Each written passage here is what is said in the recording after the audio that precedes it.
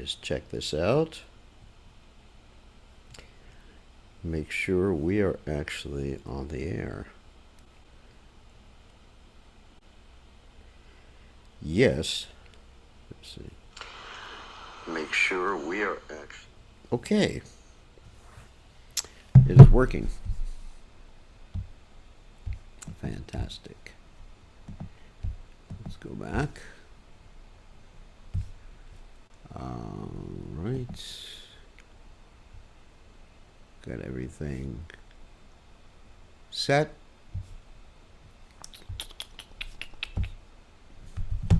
Okay. Welcome, everybody.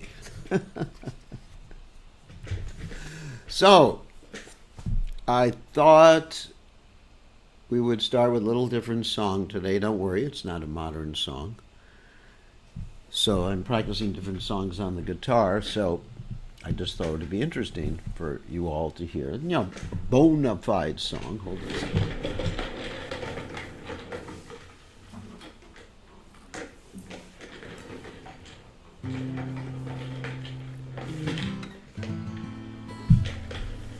And we'll see if it works out. Please excuse my mistakes, because I'm just practicing this for my debut.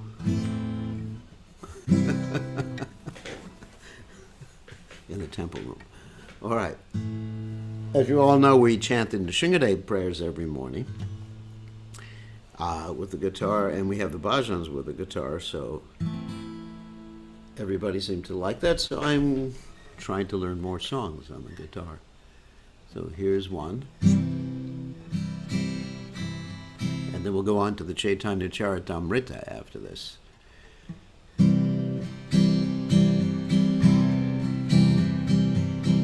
Shigocha Ranapadmao Kevalabat Katisadma Vandanoid Savadanamate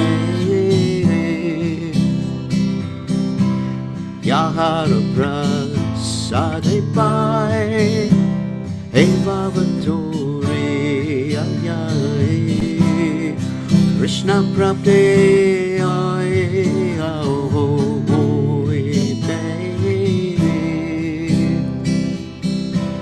Guru Mukha Padmavakya Jite de Korea Aranakorio Maneya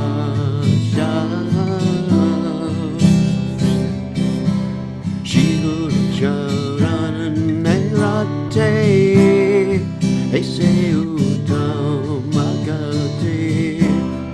Yet Prasade Pure Sarva Vasa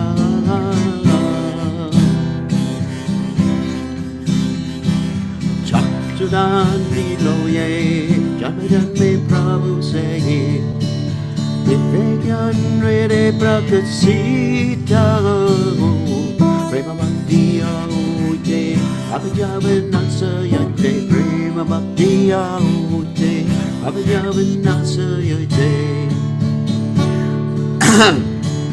Vedegaya Rajarita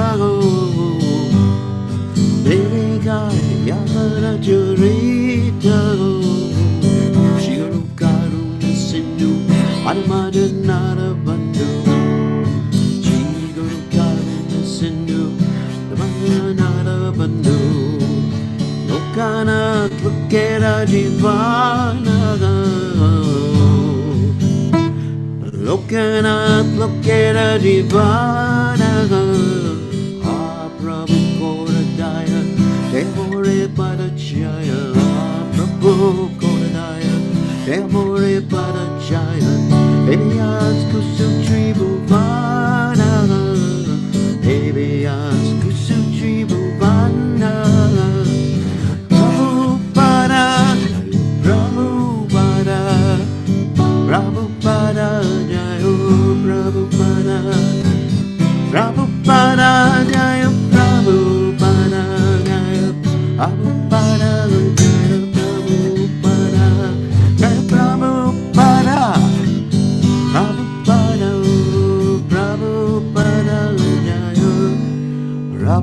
Padam Jai Om Vishnupad Hanamahangsa Paramacharya also Teta Satashiv Shimad His Divine Grace Abhaya Chananada Bhaktivedanta Goswami Srila Prabhupada Ki Jai ISKCON Founder Acharya Srila Prabhupada Ki Jai Ananta Koti Vaishnava Vrinda Ki Jai Namacharya Srila Haridas Thakur Ki Jai Prem Se Kaho Shri Krishna Chaitanya Prabhu Nityananda Shidwaita Gadadha Shivasati Gaur Bhakta Vrinda Ki Jai Shri Shri Radhakrishna Gopikapatna Shyam Kund Radhakunda Giri Govardhan Ki Jai Vrindavadam Ki Jai Machuradam Ki Jai Navadipdam Ki Jai Jagannatha Swami Ki Jai Yamunamai Ki Jai Srimati Tulasi Devi Ki Jai Samaveda Bhakta Vrinda Ki Jai Gaur Premananda Hari Hari Bol. All glories the assembled devotees, all glories the assembled devotees, all glories to the assembled devotees, all glories to Srila Prabhupada, Nama Om Vishnu Padaya, Krishna Prastaya, Bhutale, Shrimati Bhaktivedanta Swami Namani Namaste, Saraswati Devi, Gauravani Pacharni, Nivashesha Shunyavadi, Paschacha Dejatarni, Om Ganatimadanda Shah, Gananjana Shalakaya Chakshurun Meditam Yena Tasmai Shigurave Namaha. I offer my respectful obeisances unto the lotus feet of my spiritual master, who so kindly opened my eyes with the torchlight of knowledge while I was blinded in the darkness of ignorance. So Krishna consciousness is meant for having fun, because it's our constitutional nature, and we shouldn't be constrained to any, let's say, restrictions that simply happen to do with certain cultures or things like, because Krishna consciousness is actually transcultural. Transcultural. It's not based on a particular style of dress, it's not particular instruments you play. It's based on chanting the Lord's holy names and glorifying the Lord's pure devotees. That's really the essence of Krishna consciousness. I mean, you can get more complicated if you want as far as the philosophy is concerned. Everyone should understand the philosophy, at least the basic tenets, such as you're not the body, you're part and parcel of Krishna. Krishna has various expansions, incarnations that come down to this world to save us. I mean, all these basic points we need to understand. And Bhagavad Gita, obviously, the philosophy of Bhagavad Gita, the three modes of material nature, reincarnation, karma, and all those other nice things. But basically, Krishna consciousness is simple. You love Krishna and you glorify Krishna. That's what bhakti is all about. And when one has bhakti, then automatically Vasudeva Bhagavati Bhakti Yoga Prayojita Janayati Asu Vairagyam Jnanam Cha Yada Haitukam. Automatically you get causeless knowledge and renunciation from this material world. You just become interested in things connected to Krishna. And Krishna, you will be happy then. Because everyone wants to be happy. All right, now we're going to the Caitanya Caritamrta. I think we're probably going to finish the 17th chapter of the Adi Lila today, because we just have, I think, about 18 to 20 more verses. Of course, the part of the 17th chapter we're dealing with right now is a summary of the whole Adi Lila, the final portion of the 17th chapter, Final portion of the 17th chapter of the Adi Lila is a summary of the rest of the Adi Lila. So it may go a little slowly. I'm not sure. So let's go on to the Caitanya Caritamrta. Jaya Jaya Sri Caitanya Jaya Nityananda Jaya Dvaita Chandra Jaya Gaur Bhakta Vrinda Jaya Jaya Sri Caitanya Jaya Nityananda Jaya Dvaita Chandra Jaya Gaur Bhakta Vrinda Jaya Jaya Sri Caitanya Jaya Nityananda Jaya Dvaita Chandra Jaya Gaur Bhakta Vrinda. So we are ready to go. Text 313 of the 17th chapter of the Adi Lila. Adi Lila means, the first Lila. There's Adi, Majjhima Lila, which is the middle Lila, and there's Ancha Lila. Majja Lila, Ancha Lila, Adi Lila. Majja means middle portion. Ancha means the end. Okay. So, let's start. Tate Adi Lila Rakuri Paricheda Gnanana Pratama Parichede Kailun Mangalacharana. Therefore, I shall enumerate the chapters of the Adi Lila. In the first chapter, I offer my obeisance to the spiritual master, for this is the beginning of auspicious writing. In other words, he's reiterating in very short form what he spoke about, what he wrote about before in the beginning of the Adi Lila. So just a summary of the beginning of the Adi Lila, in fact, the whole Adi Lila. Dvitiya Parichede Caitanya Tattva Nirupana Swayam Bhagavanye Brajendra Nandana. The second chapter explains the truth of Sri Caitanya Mahaprabhu. He is the supreme personality of Godhead, Lord Krishna, the son of Maharaj Nanda. Let me just check one thing. I see. Okay. So that's what's called his ontological position. Who is Caitanya Mahaprabhu? He's God. So ontological position is Caitanya Tattva Nirupana. That's basically the same thing as saying Lord Chaitanya's ontological position, the Tattva, Caitanya Tattva Nirupana.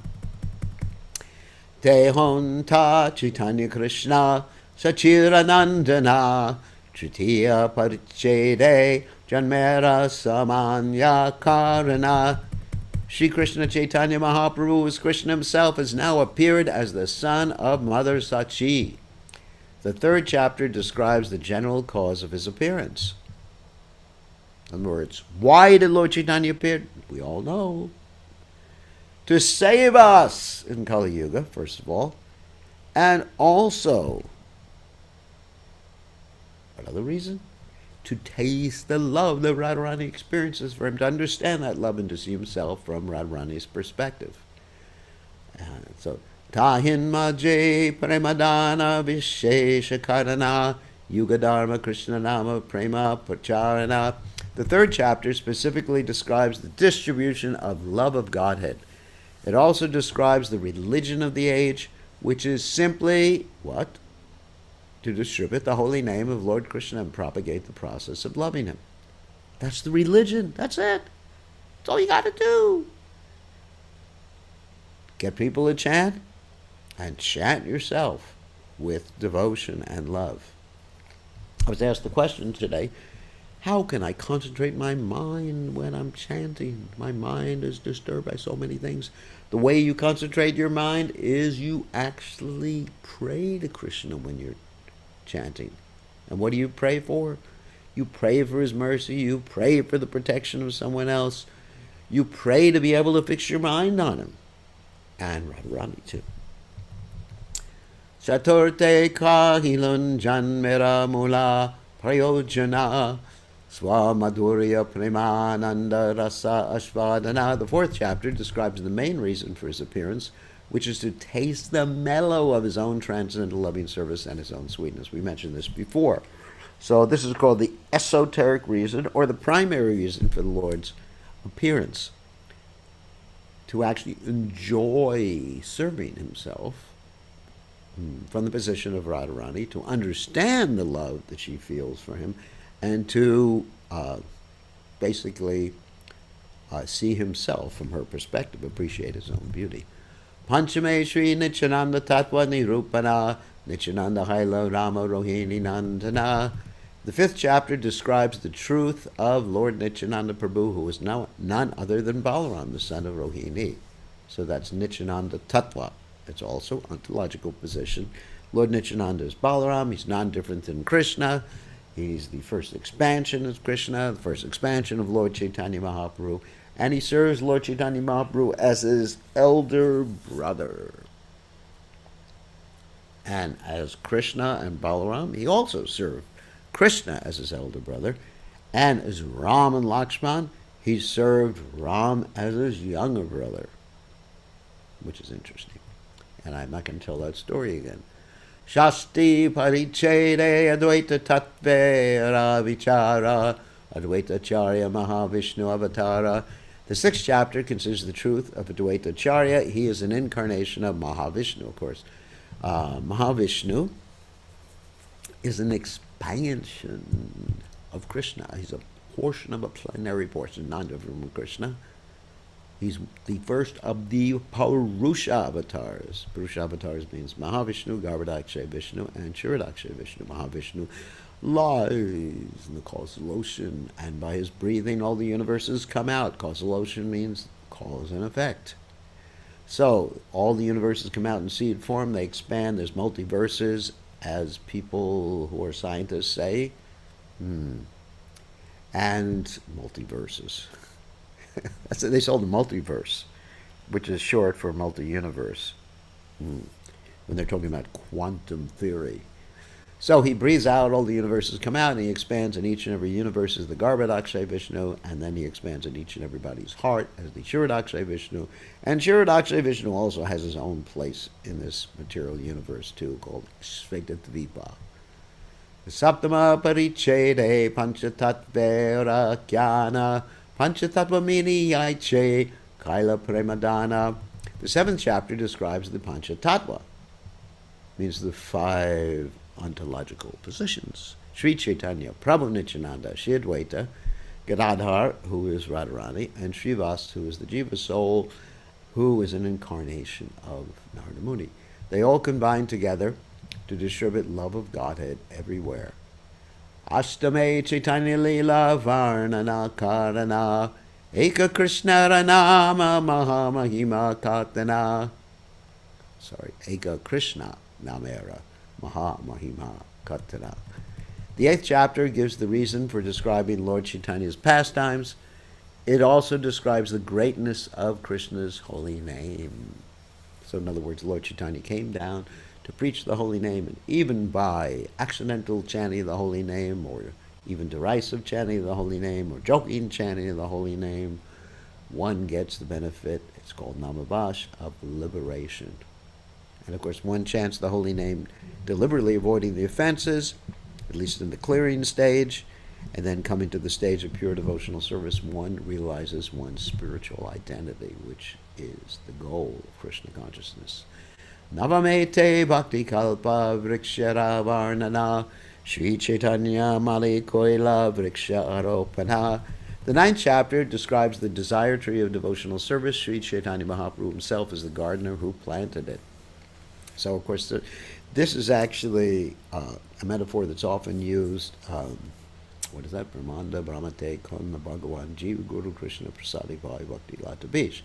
The living entities wandering everywhere within all the material universes, and somehow or other he comes in touch with the bona fide guru and gets his or her Bhakti Lata Bij, the seed of the creeper of devotional service. And that creeper of devotional service, and the seed, is watered by the process of Shravanam Kirtanam.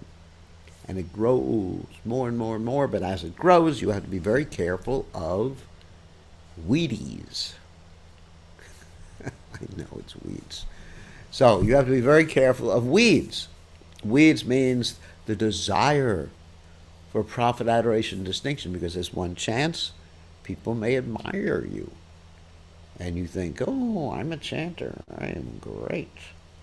Or preaching, I'm a preacher, I am great. I'm so intelligent, I know the tattvas. So that's a weed. So one has to be able to be very careful to uproot the weeds of false pride, burn them to ashes. And really you have to burn them to ashes. Just like we have a garden here, a real vegetable garden, and we have to purchase a flamethrower to get rid of the weeds. So probably our temple president is out there with the flamethrower. You better be careful of her because she can use it on you if you're a weed. No, she won't do that. But she, you have to be careful. So anyway, so she gets rid of the weeds. And that's the only way to get rid of the weeds because you got to fry the seed. Like you may stop doing something that you're really attached to in this world and think you're so renounced, but the seed of desire is still there in the heart. And one day it will bloom, just like it's springtime now.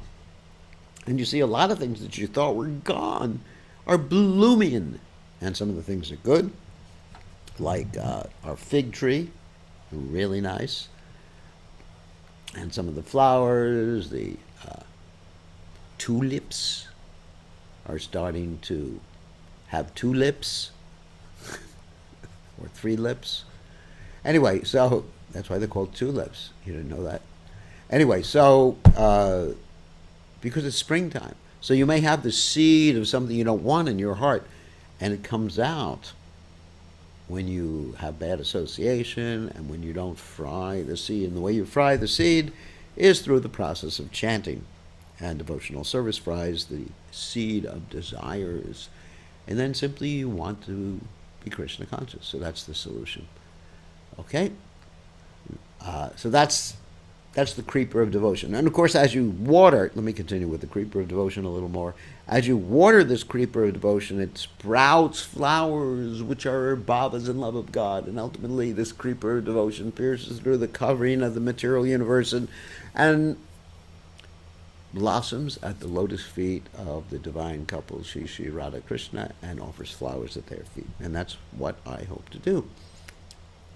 So, Dashamete Mula Skandera Shakari Ganana Sarva Shakka Ganera Yaiche Palavitarana. The 10th chapter describes the branches and sub-branches of the main trunk and the distribution of their fruits. In other words, Lord Caitanya Mahaprabhu's associates and their associates and primary followers of Lord Caitanya Mahaprabhu. It's a very elaborate description. And even in that chapter, there's description of where they were born, where they had their pastimes. And Prabhupada, explaining in the Mood of the Acharyas, even talks about how to get there nowadays on which railway line, which is really nice because it really brings these locations down to earth in our consciousness. Ekadashe Nichananda Shaka Vivarana Dvaraseya Dvaita Skanda Shakara Varnana. The 11th chapter describes the branch called Sri Nityananda Prabhu. The 12th chapter describes the branch called Sri Advaita Prabhu and their followers. You know, each branch of the Chaitanya tree has sub-branches, and those sub-branches have sub-branches. And we're on that tree right now. And we are on Srila Prabhupada's branch. And we are making sub-branches on Srila Prabhupada's branch. And in order to keep that branch alive, we have to be connected with Srila Prabhupada. In order to be connected with Srila Prabhupada, we have to follow his directions. Otherwise, we become asara, which means useless. And it's described that Advaita Acharya, some of his sons, he had 6 sons, but 3 of them became asara because they actually disobeyed Advaita Acharya, preached a bogus philosophy, and therefore they were considered useless. And Advaita Acharya ultimately didn't consider them to be his sons. Now that's pretty amazing. Generally, if someone is born from your body, you're very attached to that particular person, isn't it? Especially the ladies, you're very attached. My son, my daughter, she or he is a part of me. In fact, there's a statement from the Shastras that the mother of a blind son is considering her son to have lotus eyes, or the mother is considering the stool of the baby to be like sandalwood pulp. Wow. That's pretty amazing. But Advaita Acharya, he considered these personalities who were born from him, who didn't turn out to be actual devotees, not to be his sons. They rejected him. Because it said, Chanakya Pandit said, if you have a child who is neither a devotee nor an intelligent person, then he is considered to be mutra rather than putra. So putra means the son or daughter, putri, who saves the parents from hell. Put, tra. Trayate means free or save. Just like we have mantra, free in the mind. Mantra. So putra, put, hell, tra, save from. Anyway. It says if your son or daughter is not a learned person or a devotee, that person is mutra. Ooh. And Prabhupada translates that. He's not one who can save you from hell, but he's the son of urine. Anyway, that's Prabhupada's expression, not me. So don't blame me for my renunciation. Trayodashe Mahaprabhura Janma Vivarana Krishna Nama Sahayache Prabhura Janama. The 13th chapter describes the birth of Sri Chaitanya Mahaprabhu, which took place with the chanting of the holy name of Krishna. Of course, it took place on an eclipse, a lunar eclipse. And everyone was chanting, as is always the case in a polite society. Whenever there's an eclipse, nobody eats, nobody sleeps, nobody does deity worship. They simply chant the holy names of the Lord to counteract the evil effects of the curse, or the eclipse, sorry, not curse. And during Lord Chaitanya's appearance, everyone was chanting. And whenever Lord Chaitanya would cry, people would chant, and he would stop crying. So he was getting people to chant the holy names even from his very birth. Chaturdashe Balyalhilara Kichu Vivarana Panchadase Pogandalilara Sangshepe Katana. The 14th chapter gives some description of the Lord's childhood pastimes, beautiful pastimes. The 15th briefly describes the Lord's boyhood pastimes. So many childhood pastimes, such as Lord Chaitanya sitting on a snake, Lord Chaitanya counteracting the jewel thieves who wanted to kidnap him, Lord Chaitanya Mahaprabhu blessing the Brahmin when Lord Chaitanya was eating the remnants, not the remnants, but actually eating from the deity plate. So many stories in the 14th chapter. 15th chapter describes Lord Chaitanya's boyhood pastimes. Sodasha Parichede Kaishora Lilara Udesha Saptadashe Yovana Lila Kahilam Vishesha. In the 16th chapter, I've indicated the pastimes of the Kaishora age, the age prior to youth. In the 17th chapter, I've specifically described his youthful pastimes. So almost finished. E Saptadasha Prakarari Lilara Prabandha Dvarasha Prabandha Tate Granta Mukhabandha. Thus, there are 17 varieties of subjects in the first canto, which is known as the Adi Lila. 12 of these constitute the preface of this scripture. Pancha Prabandha. Preface means you're describing the philosophy, ontology, the tattvas like that, and the other ones describe the pastimes. 5 describe the pastimes. So, Pancha Prabandhe Pancharasera Charita Sanshepeka Hilamati Nakailam Vistrita. After the chapters of the preface, I've described 5 transcendental mellows in 5 chapters.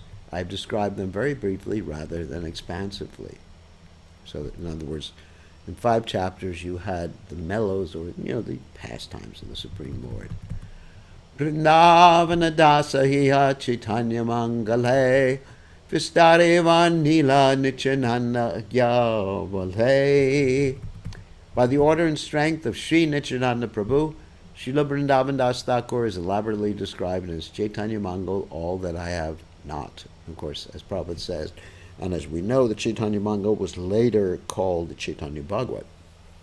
And this Chaitanya Bhagavat has many of the early pastimes that the Chaitanya Charitamrita doesn't have, because the Chaitanya Bhagavat, to a large extent, is based upon the first-hand experience of Murari Gupta, who wrote his diary, Kadacha, and even Vrindavan Das Thakur's relatives, because we know he was the son of Narayani, who was the niece of Srivas Thakur, and so, all these people that they had some association are new peoples or the pastime. So Chaitanya Bhagavat has a lot more elaboration on the early pastimes of Chaitanya Mahaprabhu, a lot more details for that reason, whereas Chaitanya Charitamrita primarily deals with the middle and later pastimes. The reason for this is that the sources of information for the Chaitanya Charitamrita were devotees, mainly devotees, who were with Lord Chaitanya Mahaprabhu during the middle and end pastimes, like Raghunath Das Goswami and others. And of course, Raghunath Das Goswami was with Lord Chaitanya Mahaprabhu for more years than any of the other Goswamis of Vrindavan. And he also associated with others who knew Lord Chaitanya from childhood, like Swarup Damodar Goswami, and he associated with all the devotees who came from Navadvip every year for the Rath Yatra ceremony. Actually, they stayed for 4 months. So it's quite more elaborate. Chaitanya Charitamrita is quite more elaborate, detailing the final pastimes of Lord Chaitanya Mahaprabhu. And also, it is, let us say, the most philosophically precise, not that the other ones aren't precise, but detailed, philosophically detailed exposition of Lord Chaitanya Mahaprabhu's position, teaching, mission, etc. So you actually find out more about Lord Chaitanya, in fact, his identity, from studying the Chaitanya Charitamrita than studying any other literature. Text 331. Shri Krishna Chaitanya Lila Adbhuta Ananta Rama Shiva Shesha Gyanra Nahi Payanta. The pastimes of Lord Sri Chaitanya Mahaprabhu are wonderful and unlimited. Even personalities like Lord Brahma, Lord Shiva, and Shesha Naga cannot find their end. Wow. Like the pastimes of Krishna. Even though we may read, let's say in the 10th canto of Srimad Bhagavatam, about a few of the pastimes of Krishna, a few of the demons that Krishna killed, a few of the romantic pastimes of Krishna with the gopis, or the pastimes of Krishna with Mother Yashoda, they were unlimited pastimes. I mean, just like, even if in our childhood you couldn't write about everything we did with our parents or with our friends, of course, hopefully you didn't have any girlfriends, but anything you did with all your friends or associates over the span of, let's say, 16 years in Vrindavan. Of course, you didn't live in Vrindavan, but you couldn't write about it all in one book. It's just like unlimited. What to speak of the Lord's pastimes, and the Lord expands, because incidentally, when the Lord danced or had his Rasa Lila dance, do you know it went on for a whole night of Lord Brahma? It's a pretty long book to describe a whole night, or what happened during a whole night of Lord Brahma. That's tremendous. Sahasra Yuga, Paryantam, 1,000 Divya Yogas, 4,300,000 years times 1,000, is the duration of Brahma's one day. And that is the same duration of Lord Brahma's night. Oh my God. So that was during the Rasa dance. It expanded to a whole night of Lord Brahma. And because the gopis were experiencing the utmost ecstasy, for them the time shrunk or felt like it was an instant. That is interesting.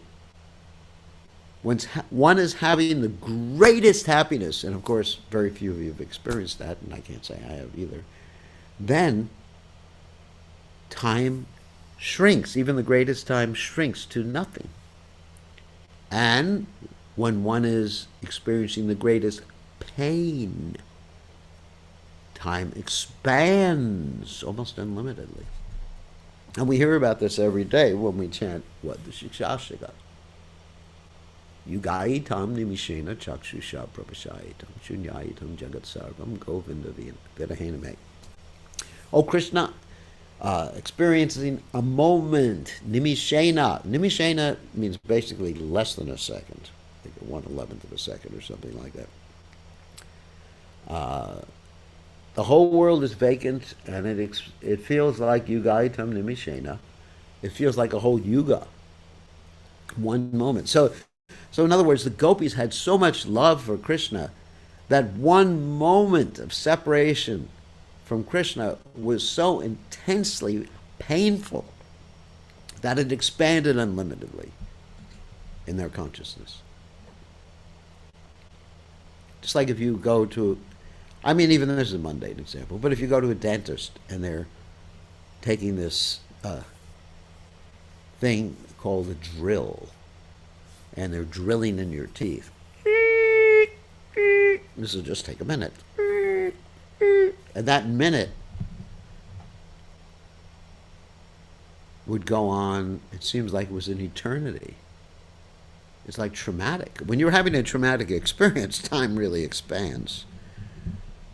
And when you're having a good time, it's just like, boom, goes by like that. So that, the experience of time is relative. So the question is, where were we at that time? I mean, Krishna says, Kalo Asmi. No, we weren't in the Brahmajyoti. Maybe you were in the Brahmajyoti, but I ain't going to the Brahmajyoti. That's hell. I ain't going to Brahmajyoti. You couldn't pay me enough money, give me enough nice cars to go to the Brahmajyoti. So, Krishna can expand and contract time. So for some people, it could be a moment, and for other people, it could be a lifetime of Lord Brahma or a day of Lord Brahma. Because Krishna says, Kalo Asmi. What is this? I am time. So Krishna has absolute control of time. Time is relative. In the world, it's relative.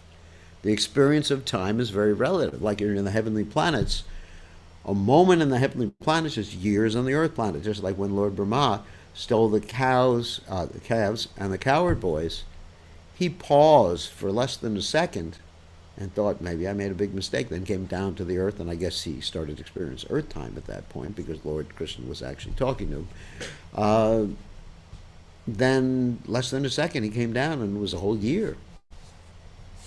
So the experience of time, or the relativity, time is relative. I mean, even Einstein talked about this. That's interesting, isn't it? That, of course, I don't know if I want to talk about this in class, but even Einstein talked about the relativity of time, that if you travel very, very fast, close to this is what Einstein said. I am not presenting this as the absolute truth, but I'm just talking about relativity of time. That if you travel very, very fast, your time, you will seem to be going faster than the speed of light because your time will dilate. In other words, you go slow down when you get close to the speed of light.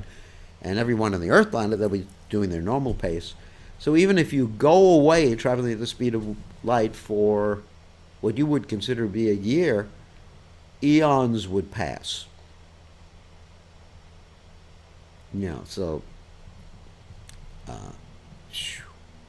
So that's the way time is. And, it's relative, it's experienced differently. And it's not only experienced differently, it actually acts differently, manifests itself differently according to Krishna's desire. Even according to different situations in the material world, time manifests itself differently, what to speak of Krishna's desire. So how did Krishna make it like a lifetime of Lord Brahma for the gopis? He did it. not a lifetime, sorry, a day of Lord Brahma for the gopis during the rasa dance. He did it. He's God. Don't ask me how he did it. Don't ask me how we or where we were. I was not in the Brahmajyoti. I assure you, I was not in the Brahmajyoti. I will not go to the Brahmajyoti. I refuse to go to the Brahmajyoti. Never. Sorry, Charlie. So, anyway, let's continue. Maybe we'll just finish up this chapter and then take questions. Ye amshakahe shuniye Caitanya achire mile betare Shri Krishna Caitanya. Anyone who describes or hears any part of this elaborate subject will very soon receive the causeless mercy of Shri Krishna Caitanya Mahaprabhu. So anyone who's participated in the classes, and that includes me too. How fortunate I am. This is actually called a Shruti Pala. So what does that mean, Shruti Pala? Shruti means to hear, but to hear is different than listening. Listening means one ear out another ear.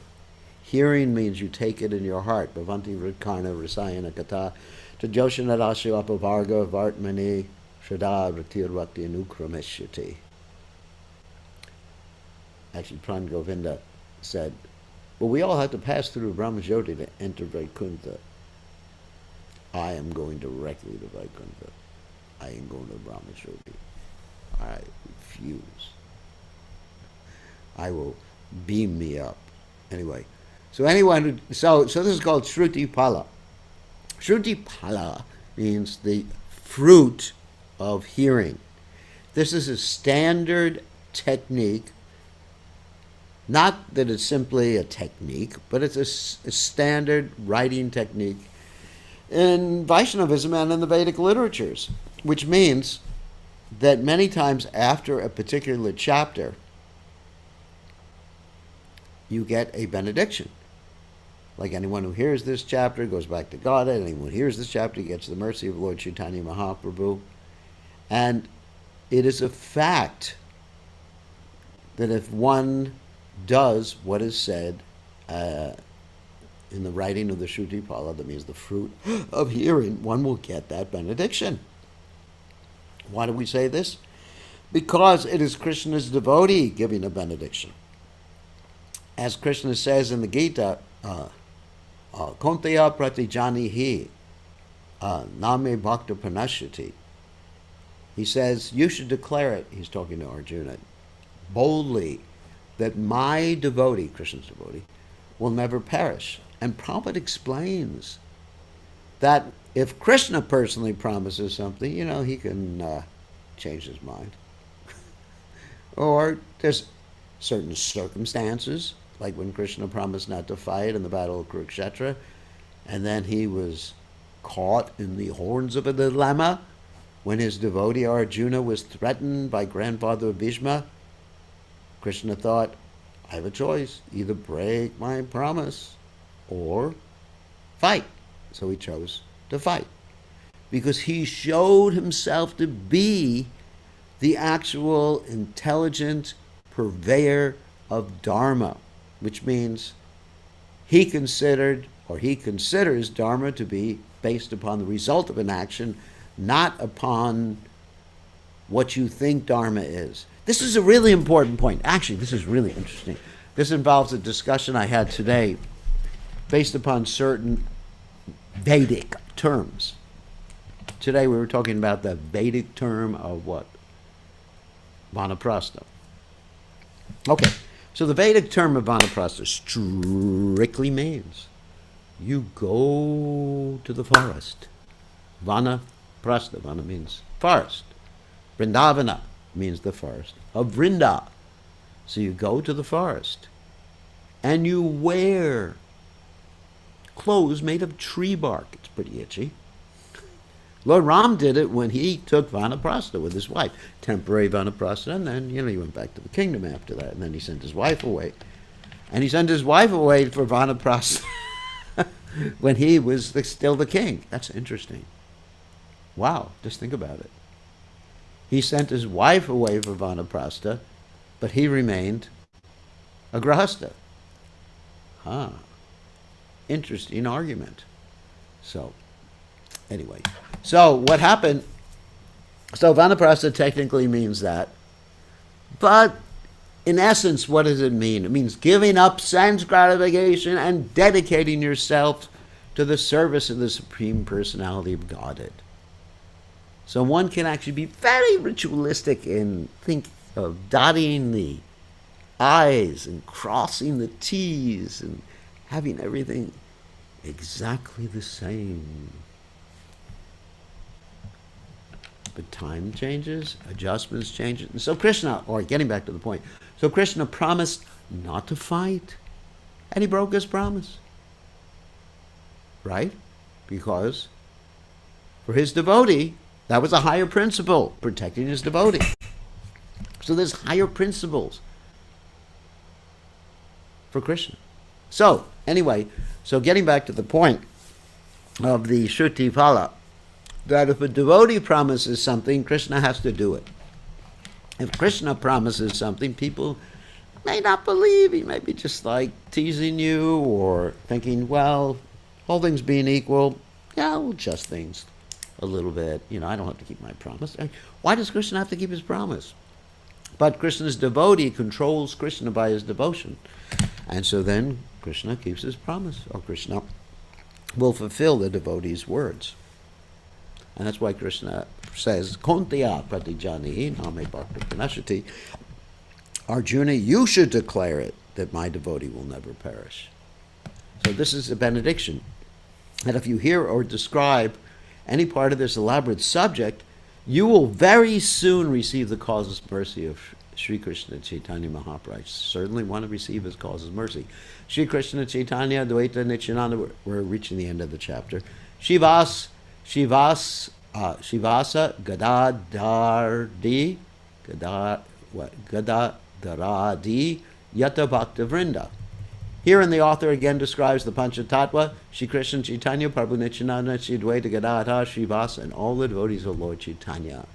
Yata Yata Bhakta Gana, Vaishe Vrindavane, Namra Handa Shire Dharan, Sabara Charane. I offer my respectful obeisances to all the residents of Vrindavan. I wish to place their lotus feet on my head in great humbleness.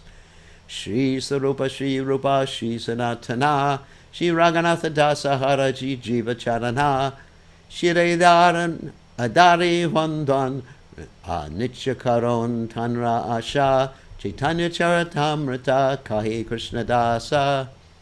I wish to place the lotus feet of the Goswamis on my head. Their names are Shri Swarupa Damodar, Shri Rupa Goswami, Shri Sanatan Goswami, Shri Raghunath Das Goswami, and Shri Jiva Goswami. And of course there's Gopal Bhatta Goswami too.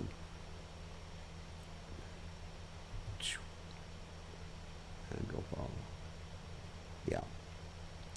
There's more. Gopal Bhatta Goswami, Jiva Goswami, Raghunath Bhatta Goswami, and Raghunath Bhatta Goswami.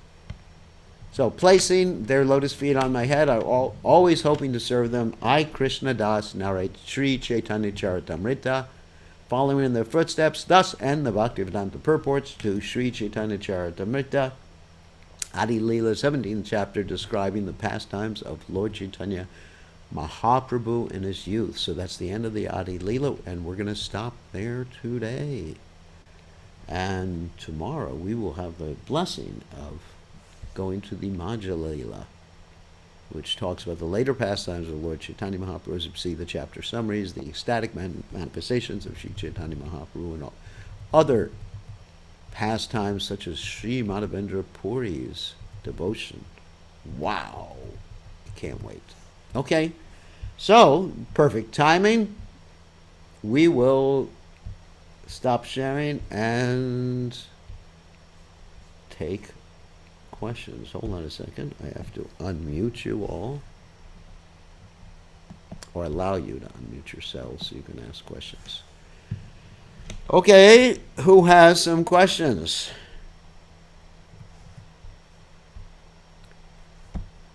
questions? Please accept my humble obeisance, Guru Maharaj. Okay, so what's your question?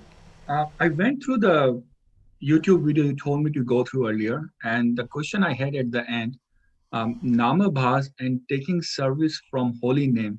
What does Namabhas mean, and what does the taking service from holy name mean? Okay, Namabas basically means like a reflection of the holy name. It means that one is chanting not on the pure platform, but he's chanting the holy name by accidentally mentioning it, or let's say he's making fun of the devotees, or he's meaning something else. Just like it said in the Harinam Chintamani, when a Muslim was attacked by a boar, he was chanting Haram, Haram, Haram, and he got liberated. So if you ever get attacked by a boar or a boring person, which I've been attacked by boring persons quite a bit, which I'm not sure which is worse, then chant Haram, Haram, how horrible, how horrible. Haram, Haram, Haram. So that's Namabash. Accidental, meaning something else. Even if you're referring to there's a hotel chain, a motel chain called the Ramada Inn, which is a worldwide hotel chain or motel chain. And if you say, where are you staying tonight? I'm staying at the Ramada. Then you get liberated. That's Namabash. So taking service from the holy names, that's actually Namaparada. That's something that deliberately you're thinking by chanting the holy name, I can go on doing my nonsense, sinful activity, and I will be forgiven for my nonsense, sinful activity. That is actually an offense. So it's different than Namabash. Namabash chanting gets you liberation. Now, liberation means at that particular juncture that you become free from any sins that you might have committed, and your karma slate is blanked out at that point. So that's the type of liberation you get from Namabash. But and it's all actually auspicious. It's the beginning of auspiciousness, and simply by chanting Namabash, one becomes free from the clutches of Yamaraj. So that's the difference. So, who else has a question?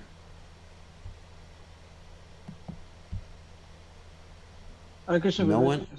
Oh, Rishikesh. Okay. So, Gurudev, I was just curious to know and understand the time which you said that it's Lord Brahma's time for Asalila. Was it with respect to the gopis, or was it with respect to the people who are like us, who are hearing it? You mean when Krishna was dancing with the gopis? Is that your question? Yeah, Uh, it's Brahma's night. for the How do we? It's very relevant, right? So it's relevant to us, or it's relevant to the gopis. it was in relationship to the gopis, Okay. because it's not that while Krishna was dancing with the Krishna expanded the time for them. It's not that when Krishna was dancing with the gopis, all the other residents of Vrindavan died, and when they finished their rasa dance the next day, that Yashodamaya was dead, long dead by billions of years and everything like that. No, the next day there were still the people who weren't involved in the rasa dance, like Yashoda, Nanda Maharaj, uh, and Jatila and Kutila, and the rest of them were still there. So Krishna made it expand for them. You Okay. understand? But because they were enjoying so much, it contracted in their minds to be like a moment. So is it kind of uppercut lila? Is it? They went to the uppercut lila Yeah, for that's the time being. aprakata. It's not manifest to us, but it was manifest to them. That Oh was the yeah. Lila that was prakrita at that time, was manifest over 5,000 years ago, but to us it's not manifest. But somehow or other, Krishna did it. I mean, he's time. He danced with the gopis for the whole period of a day or night of Lord Brahma, and none of them got tired. Can you imagine dancing for a whole night? I mean, Lord Chaitanya had one Vacation Pandit who could dance for 72 hours, but the gopis danced with Krishna for a whole night of Lord Brahma. That means they had spiritual bodies. I mean, I get tired after a few minutes of dancing. Of course, I don't dance with the gopis, but I dance for the deities. But the body gets tired. I exercise every day and I get tired. There's a certain amount of exercise they can do.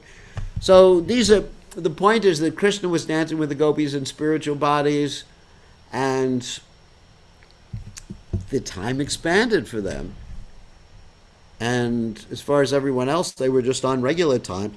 So there was a whole night of Lord Brahma, while everyone else, all the other associates of Krishna, experienced a normal night. And that's pretty interesting. Because Krishna is God, he can do any of those things. It's inconceivable. I mean, Krishna can do anything. I mean, he can put a whole tree into a seed. That's inconceivable for me. Inconceivable that how you can put a whole tree into one little cell of a seed, or the plans for your whole body into the chromosomes, the DNA in your body. Is the plans for the most complex things within a few strands of DNA. Even a single cell in our body itself is so inconceivable. Yeah, a single cell of your body has the plans for the whole body. It's amazing. It's amazing. So, I mean, who can understand? Krishna is a chincha, so he can expand time, he can contract time, he can have others experience it in a different way. I mean, I am not capable of understanding these things because I'm not God. All I know is he can do it. It's good. He can lift a mountain. Here's a little boy. I mean, have you ever met a little boy who could lift a whole mountain with his left hand? I mean, come on. I mean, you got little boys who can't even lift a rubber ball, what to speak of lifting a whole mountain. So, these things are inconceivable. That's the nature of God. He can do miracles.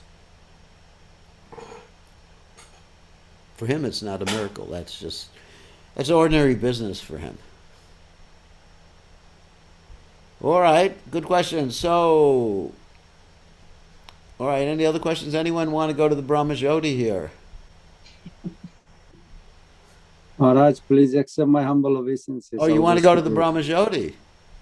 No, So but you're a Srila Prabhupada Mayavadi. said, Krishna. But Srila Prabhupada, Maharaj, I'm holding you lotus feet. I cannot go anywhere. I'll just go where you heading. So what's the question?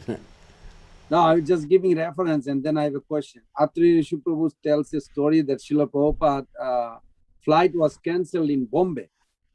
Yeah. And so 3 days, he said, I feel like I'm in Brahmananda. There is no service. There is no preaching going on. He got stuck. That's right. So it's not that bad, Maharaj. Maybe you can try a little bit in Brahmajyoti for a while. Brahmajyoti, Brahmajyoti is miserable. Kaivalya Nara Karate. You know what Prabhupada Saraswati said. Yes. It's hell. A devotee would never want to go. There's nothing to do there. It's torture. Better to be in hell. In hell you can preach. You can have friends in hell. Like if you go to jail, let's say someone goes to jail. Okay, let's use a mundane example. So at least in jail you have friends, you can play games, right? It's sort of fun. I know it's not fun, but anyway, let's say at least in American prison is kind of fun. I used to do a lot of prison preaching, and I go in and visit the prisoners, and they have a gym there. They're exercising, a swimming pool, and I was thinking this is pretty nice. Of course, they don't have freedom. It's pretty nice, and they had computers. They could learn different things and study. I just think, wow. sure better than being a GBC. So anyway, I wasn't thinking like that. Maharaj, I So have a anyway, question. but then what do they do with a bad prisoner? Does anyone know? They put him in solitary confinement. Oh, Krishna. Solitary confinement means you can't interact with anyone else. It's just you got your four walls around you, and you don't see anyone else. And they slip some food under your door or something every once in a while. You got a toilet in the middle of your room. It's pretty miserable. So if you think of something worse than solitary confinement, it's the Brahmajyoti. And you don't have anything. No people, no nothing. It's just like you're unconscious. It's miserable. I don't want to go to the Brahmajyoti. I just want to go, wherever Krishna wants me to go.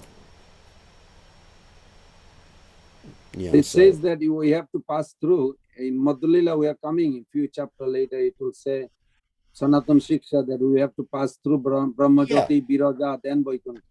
Yeah, just like if I take a train to go from here to Florida, I'm sure there's many prison houses I have to go past. Oh, Maharaj, you are good.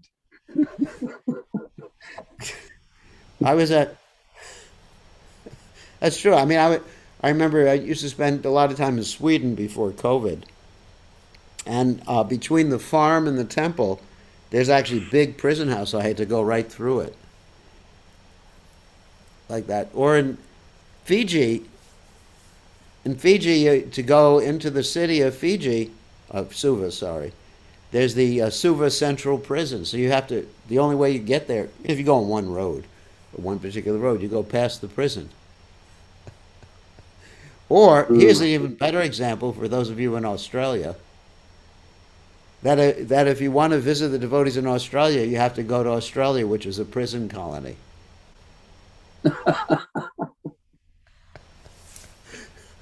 That Australia was a place where the British sent all their prisoners.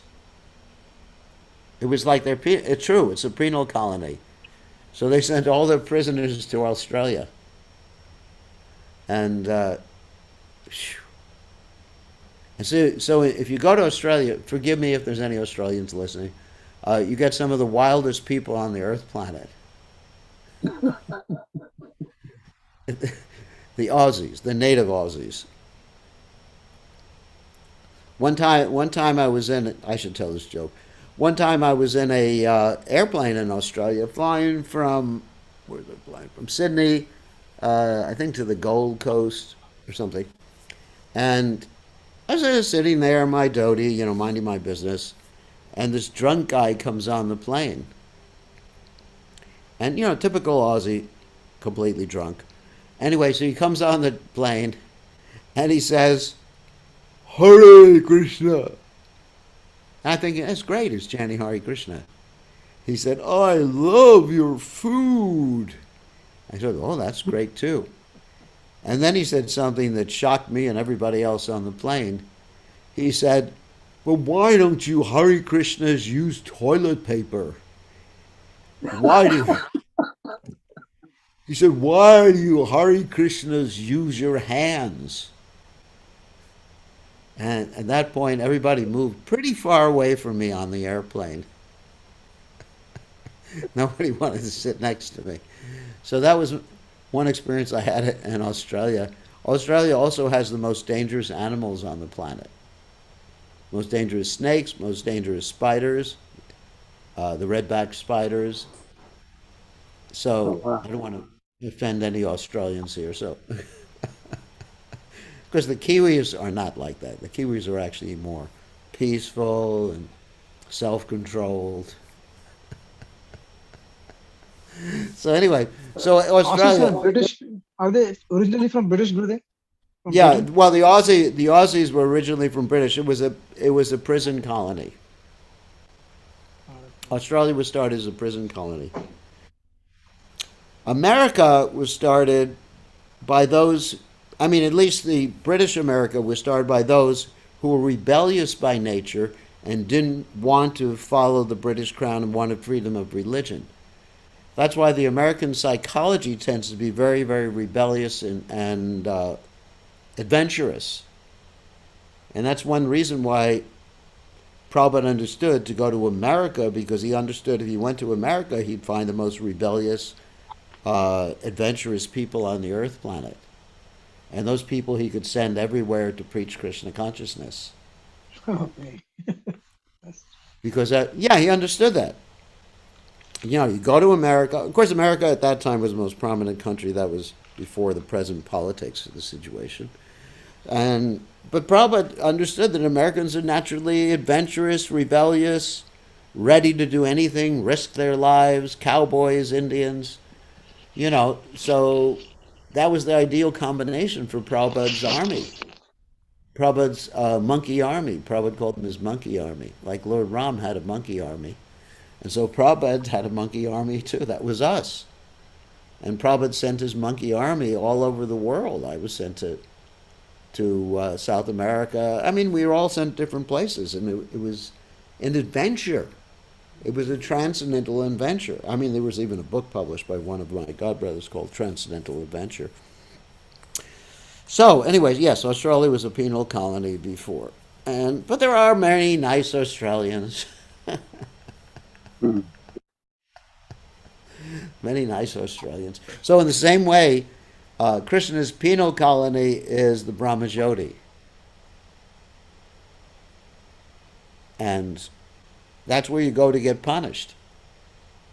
You're either an enemy of God or you're a Mayavadi. And they both get the same result.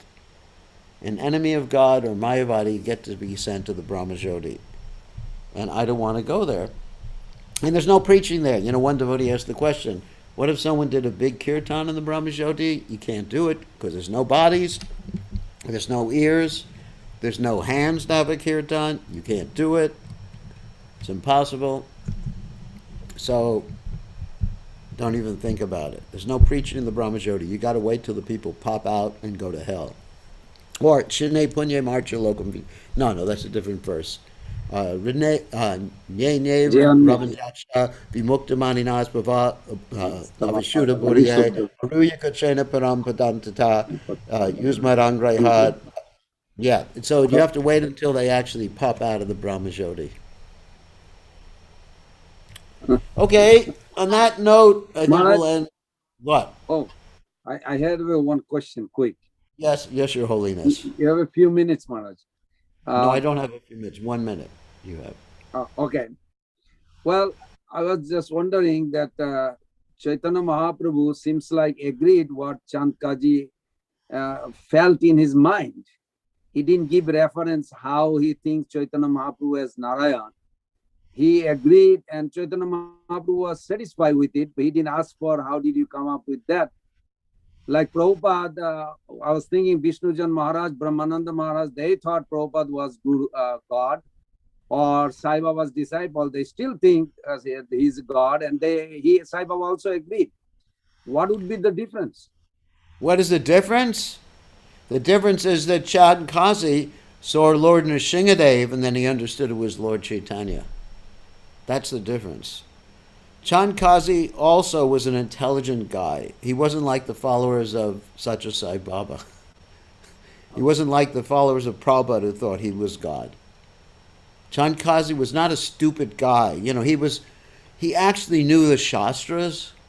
When you talk about Chand Kazi, you think Muslim, just some guy with a big beard. But these Muslims who were in charge of different parts of the government, they were highly educated persons. And so they studied the Hindu, the Vedic literatures, as well as the Quran.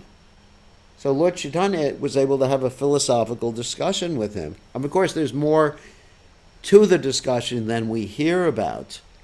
It's not that, Lord Chaitanya just came in and Chand Kazi surrendered. I'm sure the discussion went on for an hour or two, or maybe even more. We're just hearing a brief explanation of that discussion.